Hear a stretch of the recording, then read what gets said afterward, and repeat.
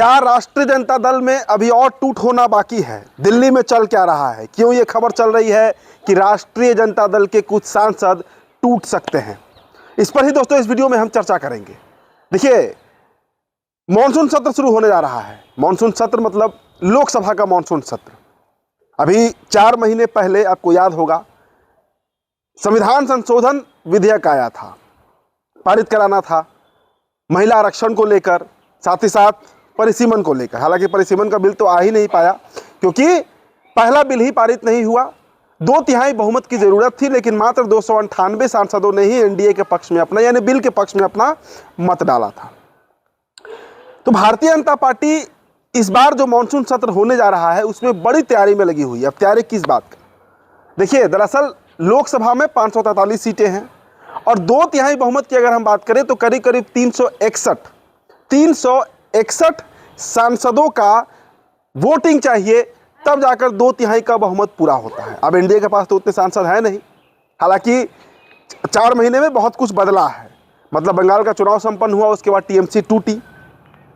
TMC में काकोली दास ने 20 सांसदों के साथ एनडीए उन्होंने ज्वाइन कर लिया। एक तरीके से कहिए एक छोटी सी पार्टी उन्होंने ज्वाइन की और एनडीए को समर्थन कर दिया। तो आंकड़ा 298 से बढ़कर 318 हो चुका है।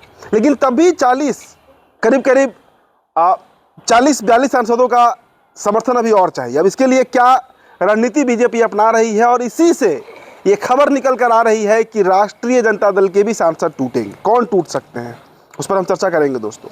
लेकिन देखिए, ये सत्र बहुत महत्वपूर्ण होने जा रहा है। इसमें कई बड़े बिल पारित कराने हैं। हालांकि खबर थी कि मॉनसून सत्र के पहले ही एक विशेष सत्र बुलाया जाएगा और उसमें इन बिल को पास करना है। लेकिन चूंकि राम मंदिर वाला मामला हो गया, आपको पता है वहां पर जो चंदा चोरी का एक नया केस हो गया, एक नया मामला हो गया, बड़ा बवाल मचा, तो वो सत्र टाल दिया गया। लेकिन अब मॉनसून सत्र इसी महीने होने जा रहा है। तो जो इनपुट है दोस्तों हमारे पास, 318 सांसद तो एनडीए के पास पहले से ही हैं। 22 सांसद जो हैं डीएमके के, तमिलनाडु की जो पार्टी है, स्टालिन की पार्टी, एमके स्टालिन की द्रमुक पार्टी, उनके 22 सांसद जो है वो भी एनडीए को समर्थन करने जा रहे हैं। लगभग इसकी रजामंदी बन चुकी है। अब क्यों समर्थन करेंगे? देखिए, दरअसल विरोध डीएमके ने किया था परिसीमन बिल को लेकर। एनडीए का एक बड़ा एजेंडा है परिसीमन कराना, मतलब लोकसभा की 50% सीट सीधे बढ़ेंगी। तो 543 के बदले में 850 सीट होने जा रहा है। अब उसको लेकर, परिसीमन को लेकर डीएमके ने कहा था कि भाई जो परिसीमन होगा वो हमारे साथ मतलब इंसाफ नहीं होगा, क्योंकि हमारे आबादी के अनुसार जो है वो लोकसभा का सीट बनेगा नहीं। बीजेपी ने हालांकि इसका गारंटी तक दिया था, लेकिन अब लिखित में भारतीय जनता पार्टी डीएमके को देने जा रही है। तो 22 सांसद जो डीएमके के हैं वो एनडीए को समर्थन करेंगे, तो आंकड़ा हो जाता है 340। इसके अलावा एनसीपी देख लीजिए, शरद पवार की पार्टी, ये शिवसेना देख लीजिए आप, उद्धव ठाकरे की यूबीटी जो है, 12 सांसद वहां चले जाएंगे, तो आंकड़ा हो जाता है 352। अब मात्र 8-9 सांसद कम रहे हैं और उसी का जुगाड़ में भारतीय जनता पार्टी लगी हुई है। अब इसी से आरजेडी का कनेक्शन बन रहा है। दिल्ली से जो हमारे पास खबर है दोस्तों वो आप जान लीजिए। राष्ट्रीय जनता दल में टूट की प्रबल संभावना है। अब कौन टूट सकता है, क्या लगता है आपको? 4 ही तो सांसद हैं। एक औरंगाबाद से अभय कुशवाहा हैं, बक्सर से सुधाकर सिंह है, जहानाबाद से सुरेंद्र यादव है और पाटलिपुत्र से मीसा भारती है। तो क्या मीसा भारती भी टूटकर बीजेपी के साथ जाएंगी? ये बात थोड़ा अटपटा लगता है और लगना भी चाहिए, क्योंकि लालू प्रसाद यादव की बेटी हैं, परिवार का हिस्सा है। तो कितना भी विद्रोह हो जाए परिवार में, ऐसा नहीं होगा कि मीसा भारती टूट जाए। लेकिन अगर 3 सांसद नहीं टूटते हैं तो फिर उन पर दल बदल का नियम भी लग जाएगा।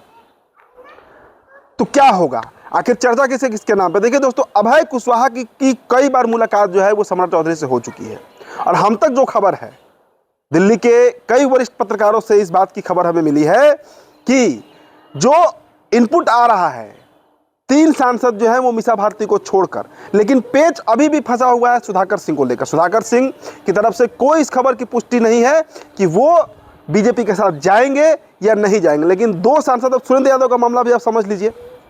सुरेंद्र यादव जो चुनाव लड़े उसमें उन्होंने जो हलफनामा भरा उसमें उन्होंने 2 आर्म लाइसेंस का जिक्र कर दिया है। अब 2 आर्म लाइसेंस का मतलब हो गया कि उन पर केस बनता है, क्योंकि एक व्यक्ति एक ही आर्म लाइसेंस रख सकता है।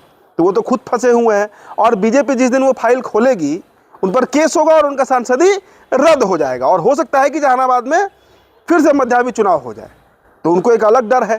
तो सुरेंद्र यादव का भी पैर फंसा हुआ है और अभय कुशवाहा तो बहुत कंफर्टेबल है बीजेपी के साथ जाने के लिए, क्योंकि पहले भी वो जदयू में रहे हैं, विद्रोह करके गए, आरजेडी में सांसद बन गए, तो फिर घर वापसी कर सकते हैं। सुधाकर सिंह भी 2010 में बीजेपी के सिंबल पर रामगढ़ से चुनाव लड़े थे। तो ऐसा नहीं है कि सुधाकर सिंह बीजेपी में नहीं रहे हैं, सुधाकर सिंह भारतीय जनता पार्टी के सदस्य रहे हैं, चुनाव लड़े हैं पार्टी से, तो उनका भी टूट कर आना कोई बड़ा मसला नहीं है। लेकिन हम इस खबर की पुष्टि नहीं करते हैं कि वो क्या करेंगे, दल बदलेंगे या नहीं बदलेंगे। लेकिन ये चर्चा दिल्ली में बहुत जोर है, क्योंकि देखिए दोस्तों, खबर है कि 20 तारीख से ही मानसून सत्र शुरू होने जा रहा है और 20 तारीख के पहले 3 सांसद आरजेडी के या तो पलटी मारेंगे या फिर वो एब्सेंट हो सकते हैं। और इस पूरे प्रकरण में एक आरजेडी के विधायक भी शामिल है, वही विधायक जो राज्यसभा चुनाव के समय गायब हो गए थे, वोटिंग देने नहीं पहुंचे थे, उनकी माताजी का तबीयत खराब हो गया था। आप समझ सकते हैं मैं किसका जिक्र कर रहा हूं। तो बड़ा मामला स्पष्ट है, भारतीय जनता पार्टी किसी तरीके से 2/3 का बहुमत प्राप्त करेगी और कई महत्वपूर्ण बिल, जिसमें महिला आरक्षण वाला भी बिल है, संविधान संशोधन का विधेयक, इसके अलावा परिसीमन का एक और बिल है, सीएम पीएम बिल कहा जा रहा है। अब सीएम पीएम बिल क्या है ये भी आपको हम बता देते हैं। अरविंद केजरीवाल वाला केस आपको याद होगा, जब शराब मामले में उनकी गिरफ्तारी हुई थी, उसके बाद उन्होंने इस्तीफा देने से सीएम के पद से इनकार कर दिया था।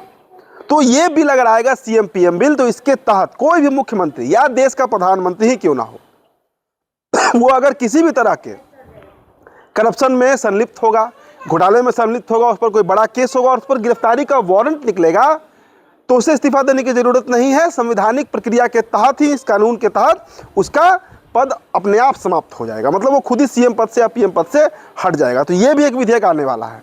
इसके अलावा एक और विधेयक है, हालांकि इस पर हम अलग से चर्चा करेंगे।